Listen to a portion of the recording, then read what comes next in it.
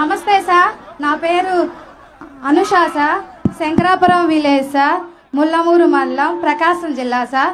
నేను నా సొంత గ్రామంలో ప్రకృతి వ్యవసాయంలో పండిస్తూ వ్యవసాయం చేసుకుంటూ సొంత పనులు పిల్లలను చూసుకుంటూ చాలా కష్టపడుతున్నాను సార్. కానీ మీరు తీసుకొచ్చిన పద్ధతులు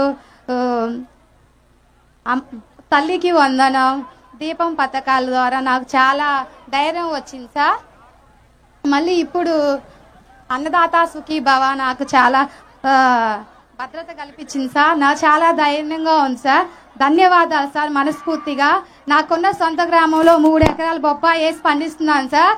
నాతో పాటు 100 మందిని ప్రకృతి వ్యవసాయంలో తీసుకొస్తున్నాను సార్. కందిలో విత్తన శుద్ధి చేయిస్తున్నాను సార్. అంతర పంటలు వేస్తున్నాను సార్. ఏ గ్రేడు ఏటీఎం 3 చేయిస్తున్నాను సార్. ప్రతి మండే స్టాల్ పెడుతున్నాను సార్. ముల్లమూరులో ప్రకృతి వ్యవసాయం బాగా చేస్తున్నాం సార్. మీరు ఏ మీటింగ్కి వెళ్ళినా మా ప్రకృతి వ్యవసాయం గురించి బాగా చదువుతున్నారు సార్. మీరు ఇంకా బాగా చెప్పాలి, మమ్మల్ని బాగా ఇంకా ముందుకు తీసుకెళ్లాలని కోరుచున్నాం సార్. అన్నదాత సుఖీభావ పడాలంటే ప్రకృతి వ్యవసాయం చేయాలి, ఒక అరెకరమైనా పడాలి అని మీరు కోరండి సార్. మేము ఇంకా ముందుకు వెళ్తాం సార్. చాలా సంతోషంగా ఉంది సార్. ఓకే, ఇప్పుడు ఏమేమి ఈ ప్రభుత్వం వచ్చిన తర్వాత సూపర్ 6 లో గాని ప్రభుత్వం ఇచ్చినటువంటి సంక్షేమ కార్యక్రమాలు ఏమేమి ఇచ్చారమ్మా చెప్పగలుగుతావా? గ్యాస్ సిలిండర్లు ఇచ్చారు సార్ 2. ఒకటి తల్లికి వందనం ఇచ్చారు సార్. 2. ఎంతమంది పిల్లలమ్మా నీకు? 2 అమ్మాయిలు సార్. ఏం చదువుతారమ్మా? పెద్ద అమ్మాయి ఇంటర్ సార్. ఇంటర్. ఇంకొక అమ్మాయి? చిన్న అమ్మాయి ఏమో 8th క్లాస్ సార్. ఇద్దరికి వస్తా ఉందా? ఇద్దరికి వస్తుంది సార్. అంటే 30,000 వస్తా ఉంది. ఓకే, చాలా హ్యాపీగా కాదమ్మా. ఇంకేమేమి వస్తున్నాయి? తల్లికి వందనం వచ్చింది, పింఛన్ వస్తుంది సార్. మా మామయ్య గారికి నెలకి 4,000 పింఛన్ ఇస్తున్నారు సార్. మీ మామయ్య గారు 4,000 పింఛన్ ఇస్తున్నారు. అవును సార్. Okay, very good. తర్వాత సుఖీభావ ఈ రోజు వచ్చింది సార్. ఇది ఎంత వస్తుంది అనుకుంటున్నావు? 7,000 వస్తుంది సార్. 7,000 ఈ రోజు 3 సార్లు వస్తుంది సంవత్సరంలో. అవును సార్. 2 కలిపి రాష్ట్ర ప్రభుత్వం ఇస్తుంది సార్. అన్నదాత సుఖీభావ కింద 14,000, కేంద్రం ఇచ్చే 6,000. ఆగస్టు 15 వస్తుంది సార్. మొత్తం ఎంతమ్మా? మొత్తం 20,000 సార్. 20,000 అన్నదాత సుఖీభావలో పిఎం కిసాన్ లో వస్తుంది. అవును సార్. ఆగస్టు 15 మళ్ళీ మీ అందరికి ఫ్రీ బస్. ఎక్కడికి కావాలంటే అక్కడ ఆడవాళ్ళందరూ ఫ్రీగా తిరగచ్చు. ఫ్రీ బస్ సౌకర్యం, స్త్రీ శక్తి. చాలా హ్యాపీ సార్.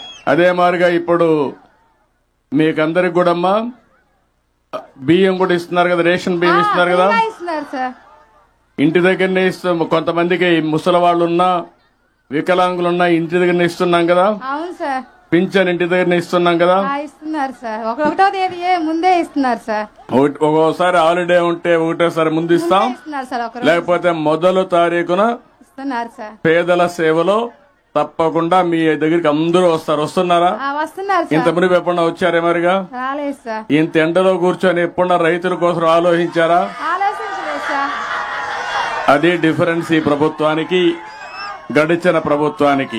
చాలా హ్యాపీ సార్. కాబట్టి మీలో మార్పు రావాలి, మీలో కూడా ఆలోచించాలి. ఏ ప్రభుత్వం మీకోసం పనిచేస్తుంది, ఏ ప్రభుత్వం వాళ్ళ కోసం పనిచేసుకున్నారో ఒకసారి ఆలోచిస్తే మీ అందరికి స్పష్టత వస్తుంది. ఆ అమ్మాయి చెప్పింది నిజమనుకుంటే గట్టిగా చప్పట్లు కూడా చెప్పండి వాస్తవం అని. ఇక్కడ ఉండే ప్రతి ఒక్కరికి కూడా మీకు కూడా వస్తున్నాయి కదా, ఇవన్నీ వస్తున్నాయని చేతులు పైకెత్తండి. ఇది మంచి ప్రభుత్వం అవునా కాదా? అవునంటే గట్టిగా చప్పట్లు కూడా చెప్పండి అవునని.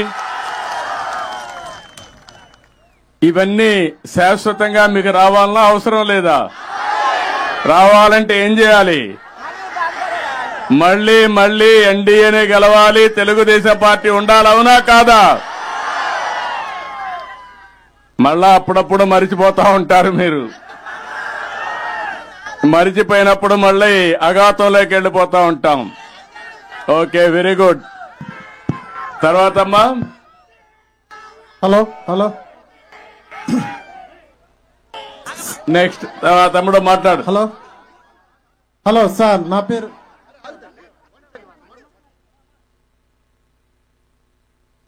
మాట్లాడా రాని వారు గారు. హలో సార్, నా పేరు అనిల్ కుమార్, తూర్పు రాపల్లం గ్రామం, దర్శి మండలం సార్. నేను ఇక్కడ ఒక 2 ఎకరాల్లో 1 ఎకరము చిన్న కోళ్ళ పరిశ్రమ వేసుకున్నాను సార్. నేను ఒక నిరుద్యోగిగా ఉన్నాను సార్ నేను ఇక్కడ. సో ఇక్కడ నాలాంటి వాళ్ళు ఇంకా కొంతమంది ఉన్నారు. వాళ్ళందరూ ఏంటంటే అందరూ స్వయంగా ఉపాధి కల్పించుకోవాలంటే కొంచెం చిన్నపాటి అవకాశాలు అందరి దగ్గర ఫైనాన్షియల్గా ఉండదు సార్. ప్రాబ్లం అదొకటి ఉంది. కానీ బ్యాంకులో ఇప్పుడు గేదెలకి వాటికి ఇచ్చినంత ఈజీగా ఈ కోళ్ళ పరిశ్రమ మీద లోన్లు ప్రొవైడ్ చేయట్లేదు సార్. మేము దానివల్ల చాలా ఇబ్బంది పడుతున్నాము. అంటే నేను ఒక్కనే అందరూ అనేది జాబ్లో ఉండకపోవచ్చు. కొంతమంది నిరుద్యోగులు ఉంటారు, స్వయం ఉపాధి కోరుకునే వాళ్ళు ఉంటారు సార్. మాకు దీని మీద మీరు ఏమి చెప్పాలనుకుంటున్నారు? ఏ భరోసా మా లాంటి వాళ్ళకి మీరు ఇవ్వాలనుకుంటున్నారు సార్? నువ్వేం చదువుకున్నావా? నేను డిగ్రీ చేశాను సార్. డిగ్రీ ఏం చేసావమ్మా? డిగ్రీ చేసిన తర్వాత గ్రాఫిక్ డిజైనర్ గా 1.5 year జాబ్ చేశాను సార్. తర్వాత నేను ఓన్ గా ఇలా ప్రొడక్షన్ చేసుకుంటున్నాను సార్. ఇప్పుడు ఇంటి దగ్గరనే వర్చువల్ గా కూడా వర్క్ చేసే వర్క్ ఫ్రమ్ హోమ్ ఉంది. అవును సార్. నువ్వెందుకు ఆ పని కూడా చేయకూడదు? కొన్ని రోజులు ఫ్రీలాన్సింగ్ చేశాను సార్. కానీ నేను ఇంకా కొత్తగా దీని గురించి ట్రేడింగ్ వైపు అలా వెళ్దామని. రెండు కూడా చేయొచ్చుగా తాత్కాలికంగా. చేస్తున్నాను సార్. అందులో ఆదాయం వస్తుంది, ఇందులో ఆదాయం వస్తుంది సార్. దాన్ని నేను అప్పుడప్పుడు ఫ్రీలాన్సింగ్ కూడా చేస్తుంటాను సార్. నేను ప్రీవియస్ గా చేసిన వాళ్ళు ప్రాజెక్ట్ ఇస్తే దాన్ని కంటిన్యూ చేసుకుంటుంటాను. మీరు చెప్పినట్టు యువత ఊర్లో ఊరుక ఉండకుండా ఇప్పుడు వర్క్ ఫ్రమ్ హోమ్ వచ్చింది. ఇంటి దగ్గర కూర్చొని ప్రపంచంలో ఏ కంపెనీకి కావాలన్నా పనిచేసే అవకాశం వచ్చింది. రెండోది నువ్వు చెప్పినట్టు పౌల్ట్రీ గాని లేకపోతే గొర్రెల పెంపకం గాని మేకల పెంపకం గాని ఆవుల పెంపకం గాని ఇవన్నీ కూడా పాడి పరిశ్రమ గాని ఇంటి దగ్గర చేసుకోవచ్చు వ్యవసాయంతో సమానంగా. దీనివల్ల ఫార్మర్స్ ప్రొడ్యూసర్స్ ఆర్గనైజేషన్స్ కూడా ఉన్నాయి.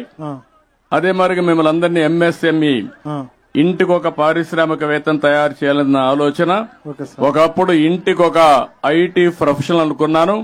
దానివల్ల ఈరోజు మీరు చూస్తే ప్రపంచం మొత్తం ఎక్కువ ఆదాయం వచ్చే వాళ్ళు ఇండియన్స్ అయితే వాళ్ళల్లో 33% తెలుగు వాళ్ళు ఉన్నారు. అది 25 సంవత్సరాల కంటే ముందు నేను ప్రారంభించిన ఉద్యమం ముందు చూపు. దానివల్ల ఈరోజు ఎక్కడికి పోయినా మన వాళ్లే ఉన్నారు. ఇప్పుడు నేను ఆలోచించేది 1 family 1 entrepreneur. ఒక కుటుంబానికి ఒక పారిశ్రామికవేత్త ఎంఎస్ఎంఈ పెట్టాలి. తొందరలోనే ఒక రతన్ టాటా ఇన్నోవేషన్ హబ్ అమరావతిలో పెడతాం. విశాఖపట్నం, రాజమండ్రి, విజయవాడ, తిరుపతి, అనంతపూర్ కేంద్రంగా రీజనల్ కేంద్రాలు పెడతాం. ప్రతి ఒక్క మిమ్మల్ని అందరినీ ప్రోత్సహిస్తాం. ఏం చేస్తాం? ఐడియాస్ ఇస్తాం, హ్యాండ్ హోల్డింగ్ చేస్తాం, వెంచర్ క్యాపిటల్ ఇప్పిస్తాను. మిమ్మల్ని పైకి తీసుకొచ్చే బాధ్యత ఈ ప్రభుత్వం చేసి ఒక బ్రిడ్జ్ కట్టారు సార్. చిన్న సాయిల్ వర్క్ ఉంది సార్. ఒక డిస్టెన్స్ ఏంటంటే ఒక 100 meters వరకు డిస్టెన్స్ ఉంది. దానివల్ల మనం ఇక్కడ చుట్టుపక్కల ఇక్కడ నుంచి దర్శి ఒక 5 kilometers, అక్కడ నుంచి ఉల్లగల్ వెళ్ళాలంటే ఒక 9 kilometers, మొత్తం 15-14 kilometers వెళ్లాల్సి వస్తుంది. మనకు అది ఒక్కటే 100 meters క్లియర్ అయితే 5 kilometers లో మనం అక్కడికి రీచ్ అయిపోవచ్చు సార్. 7 గ్రామాల కనెక్టివిటీ ఉంది సార్ ఇటువైపు. కలెక్టర్ గారు ఇమ్మీడియట్ గా దాన్ని టేకప్ చేసి ఒక 2 నెలల లోపల పూర్తి చేసేయండి. Will complete.